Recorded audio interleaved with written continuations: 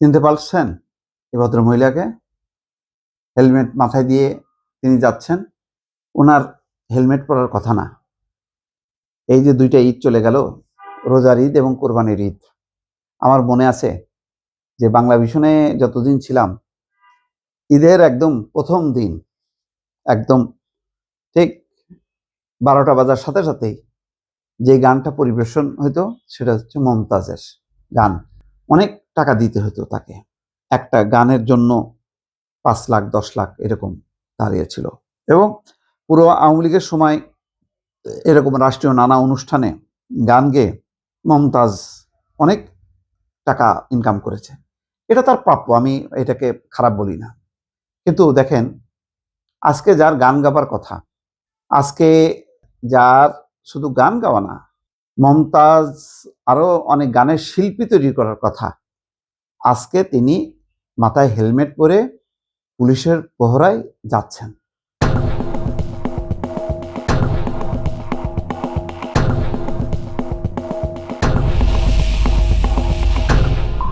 এটা একটা দুর্ভাগ্য। রাজনীতি তো একটা অনেক ভালো দিক উপহার দেয় জাতিকে। আজকে এই 15 বছরে শেখ হাসিনার রাজনীতির চর্চার একটা উপহার হলো এই যে শিল্পী হয়ে গেল আসামি। গানের শিল্পী আজকে তিনি চারিদিকে বাঁশি বাজাতে বাজাতে ধাক্কাধাক্কি খাইতে খাইতে যাচ্ছেন। এটা তো সম্মান হলো না।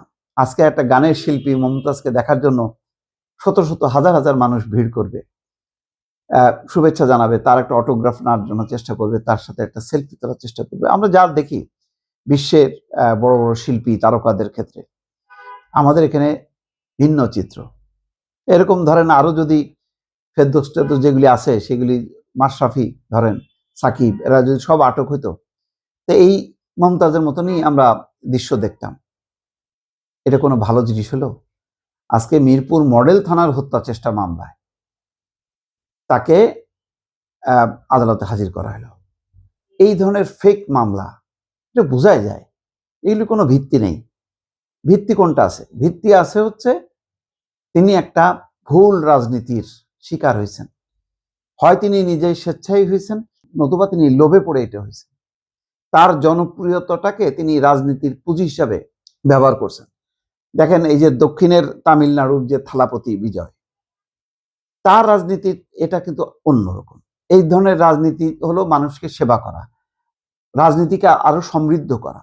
কিন্তু মমতাজদের এই রাজনীতি হলো রাজনীতিকে আরো, যে কলুষিত রাজনীতিকে উজ্জ্বল করার কথা ছিল, তার বদলে এটাকে আরো নষ্ট করা। কারণ মমতাজের মতন মানুষরা, বা সাকিব আল হাসান বলেন, মাশরাফি বলেন, বা ইভেন দুজন খুবই চিকিৎসক, একজন আমার সাথে যোগাযোগ করলেন, প্রাণ গোপাল নাম করাইয়ে হঠাৎ করে আবার উধাও হয়ে গেল। আমিও ভাবলাম যে ঠিক আছে, আমি উচ্চ মহলে বলেছিও, সামন্তলাল, ডাক্তার সামন্তলাল যিনি স্বাস্থ্যমন্ত্রী হয়েছিলেন, তারপরে এই যে প্রাণ গোপাল, যে তারা যদি রাজনীতিতে ফিরে রাজনীতি ছেড়ে যদি ফিরে আসে, তাদের মানে অবদান রাখার অনেক বিষয় ছিল। প্রাণ গোপাল দল মত নির্বিশেষে সবার প্রিয় একজন ডাক্তার, চিকিৎসক। তার এই ক্ষেত্রে মানে তার সেক্টরে তিনি হচ্ছেন 1 নম্বর। একইভাবে বাংলাদেশের অগ্নিদগ্ধ রোগীদের চিকিৎসার ক্ষেত্রে সামন্তলালের যে অসাধারণ ভূমিকা, তার কারণে একটা আলাদা ইউনিট পর্যন্ত হয়েছে।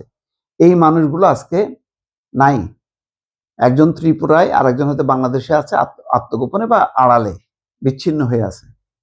মমতাজ আজকে কারাগারে, সাকিব আল হাসান বিদেশে, মাশরাফি, ফেরদৌস, তারা হচ্ছে নিভৃতে নিজেদেরকে বিচ্ছিন্ন করে রাখছে। কতগুলো তারকা শিল্পীর সর্বনাশ ঘটাইছে শেখ হাসিনা। আজকে এই দৃশ্যগুলো যখন দেখি আসলে ভালো লাগে না। ভালো লাগে না ওই যে 2টা কারণে। একটা হলো যে তাদের প্রতি একটা আমার ব্যক্তিগত তো সফট কর্নার আছে, যে কেন এটা তারা করলো। এই কারণে আমি সবসময় বলি যে শিল্পী, সাহিত্যিক, কবি, যাদের একটা সর্বজন, যাদের গ্রহণযোগ্যতা আছে, তাদের রাজনীতি করার তো দরকার নেই। রাজনীতি যারা করবে রাজনীতি করুক না। আমি যেমন সাংবাদিকতা করি করি, আমি এখন সমালোচনা করি। এক সময় ধরেন আমার এই আলোচনায় যখন হাসিনা ছিল তখন জামাত বিএনপি দুজনই খুশি। এখন বিএনপি ক্ষমতায় আছে, এখন জামাত অখুশি। কারণ আমি বারবার বলি, ভাই আমি ধর্মীয় রাজনীতি পছন্দ করি না। ধর্ম দিয়ে রাজনীতি হবে না, ধর্ম দিয়ে রাষ্ট্র পরিচালনা হবে না। এটা করতে গেলেই সংঘাত বাঁধবে। আজকে দেখেন এই যে তারেক রহমান গেলেন, তিনি এবং তার স্ত্রী গেলেন, এটা পুরো বাংলাদেশকে রিপ্রেজেন্ট করলো, একটা আন্তর্জাতিক মান তারা করলেন। তিনি শুটেড বুটেড হয়ে গেলেন, এই প্রথম অনেকদিন পর, মানে তার কোট প্যান্ট দেখলাম, টাই দেখলাম। এইটা হচ্ছে আন্তর্জাতিক একটা লেভেল, এই জায়গায় রিচ করতে হবে। আবার ডাক্তার জুবাইদা, তিনি হিজাব পড়লেন, কিন্তু তার মধ্যে আধুনিকতা আছে, তার মুখটা সবাই দেখলো। আনোয়ার ইব্রাহিমকে পরিচয় করে দিলেন, আনোয়ার ইব্রাহিম চিনলেন। আমরা আনোয়ার ইব্রাহিমের সহধর্মিনী, তার ফেসটাও দেখলাম, তিনিও মুসলিম রীতিতে পোশাক পরেছেন, ডাক্তার জুবাইদাও করেছেন। ঠিক এই জায়গাটায় আপনি কল্পনা করেন তো, যদি জামাত ইসলাম ক্ষমতায় আসতো তাহলে কি হতো? দেখা যেত শফিকুর রহমান কোন বেশ নিয়ে যাইতেন ওখানে, যাই না, যাক পোশাক নিয়ে আমি কথা বলি না, কিন্তু তার স্ত্রীকে তিনি কি নিতেন কি নিতেন না, নিলেও কোন পোশাক পরতেন আল্লাহ জানে, জানি না তো আমরা।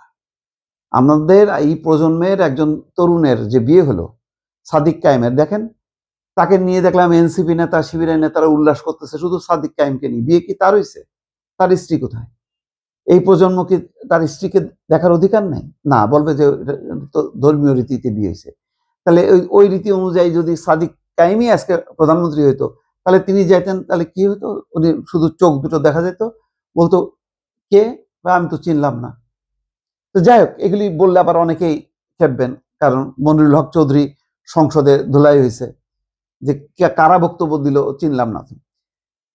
এখন দেখেন বাংলাদেশের রাষ্ট্রনীতি রাজনীতি, এটা তো শুধুমাত্র বাংলাদেশ না, এটা আন্তর্জাতিক একটা ইন্টারন্যাশনাল মান তো আপনাকে রাখতে হবে।